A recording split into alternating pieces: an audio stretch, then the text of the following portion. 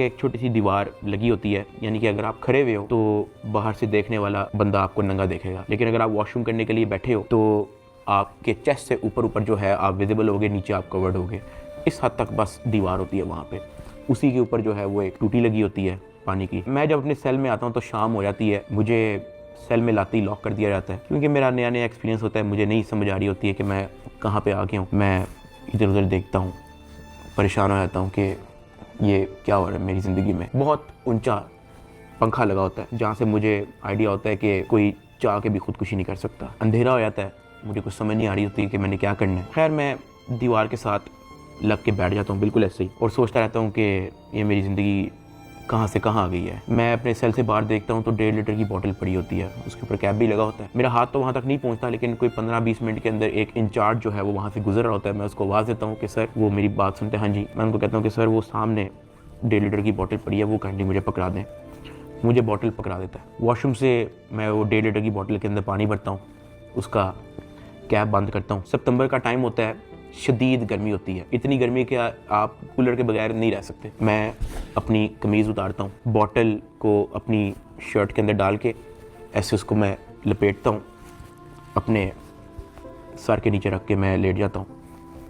2 दिन मेरे ऐसे ही गुजरे। जेल के एक्सपीरियंस में मैं ज़्यादा डिटेल में बात नहीं करूँगा इस वीडियो में, मैं वो फिर कभी आप लोगों को एक्सपीरियंस बताऊँगा। 3 दिन मैं उस सेल में रहा, मुझे किसी ने नहीं बुलाया, किसी ने कोई आवाज़ नहीं दी। तीसरे दिन एक ऑफिसर आता है और उसके हाथ में एक चिट होती है। वो चिट की तरफ देखता है, वो कहता है साधु रहमान की रही। मैं अपना हाथ कर करता हूँ कि जी सर। मैं कहता आजा तेरी मुलाकात आई है। वो फीलिंग ही बड़ी अजीब सी थी कि आपको किसी ने पूछा है, आपसे बात की है किसी ने, और इससे पहले मुझे पता ही नहीं था कि मुलाकात क्या होती है। खैर उसने मुझे मेरे सेल से निकाला, मुझे एक जगह पे ले गया, और 3 दिन बाद मैंने किसी अपने को देखा। मेरी माँ अरूब। Download the app and order now.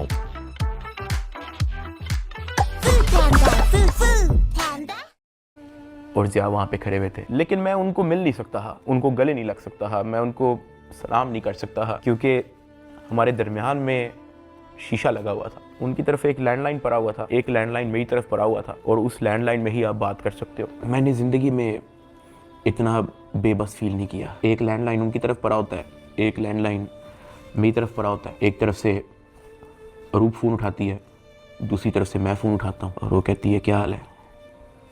मैंने कहा मैं ठीक हूँ। उसके आगे वो कुछ नहीं बोलती। 2 मिनट मैं भी चुप रहता हूँ, 2 मिनट वो भी चुप रहती है। अचानक कहती है कि साद ये क्या हो गया ये सब। मैंने कहा रूप मुझे नहीं पता, मुझे नहीं पता, मेरे पास किसी चीज़ का जवाब नहीं है। ऐसे ही हमारी बात हो रही थी, अचानक ज़िया अरूप को कहता कि मैंने बात करनी है साद से। मैंने कहा हाँ करवाओ।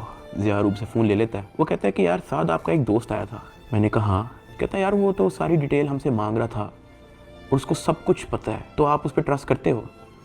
मैंने कहा ज़िया देखो मैं उसको नहीं जानता हूँ पर्सनली, लेकिन फॉर सम रीज़न उसको पता था। मैंने उसको नहीं बताया, उसने मेरे से खुद कहा कि तेरे से पैसे किसने लिए, और उसने मुझे कहा था कि मुझे डिटेल चाहिए। तो ज़िया कहता कि हाँ वो हमारे पास आया था, एक कागज़ पे सारा मेरा वो लिख के गया है कि कहाँ कहाँ पे कैसे कैसे पैसे पहुँचाए, किसने दिए, किस बैंक से निकलवाए, वो सारा नोट डाउन करके गया है। मैंने कहा कि देखो ज़िया इस वक्त ना हमें नहीं पता कि हमने किस पे ट्रस्ट करना है, किस पे नहीं करना। हमने जिसको भी अप्रोच किया है सब ने मदद करने से इनकार कर दिया। जिन्होंने कोशिश की है वो भी कोई मसला कोई बेहतरी की तरफ नहीं आया। मेरे पास कोई ऑप्शन नहीं है, सुन लेते हैं हम एक बार इस बंदे की बात। ज़िया ने कहा ठीक है। जब ज़िया ने मुझे ये बात बोली तो मुझे आइडिया हो गया कि वही जिनका नाम हमने अभी बिग ब्रदर रखा था वो मेरी फैमिली से मुलाकात कर चुके हैं। खैर ज़िया से बात होने के बाद ज़िया ने फ़ोन मामा को दे दिया।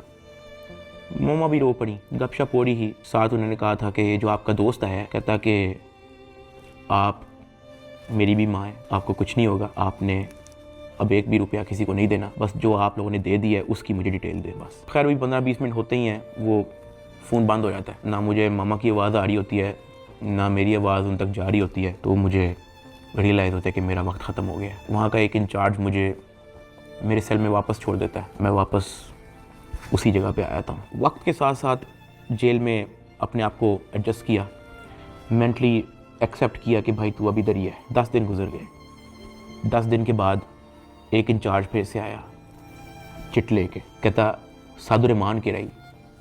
मैंने कहा जी सर मैं कहता आजा तेरी मुलाकात है। मुझे लगा मेरी फैमिली आई है, लेकिन जब मैं उधर पहुंचा तो वही बिग ब्रदर मेरे से मिलने आया था। खैर उसने कॉल उठाई, कहता कैसा है डकी? मैंने कहा सर मैं बिल्कुल ठीक। कहता तू अपनी फैमिली के सामने रोया क्यों था? मैं उनसे मिलने गया तो वो तेरी माँ कह रही थी कि वो रो रहा था उधर। मैंने कहा सर मैं बस थोड़ा इमोशनल हो गया उनको देख के। कहता नहीं हो, पता है जेल हो गई है तुझे तो क्या हो गया है? अंदर बैठ के घर वालों को तो नहीं ना परेशान करना, उनके सामने मुस्कुरा के जाया कर, हंसता खेलता उनके साथ शुगर लगाया कर।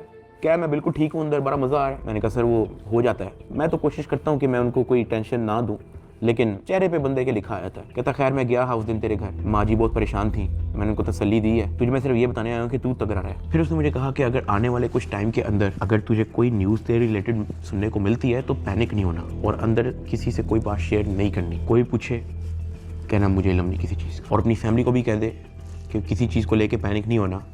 अगर कोई प्रेशराइज करने की कोशिश करे, कोई कॉल करे, कोई अप्रोच करे, जस्ट इन्फॉर्म अस। साथ मैंने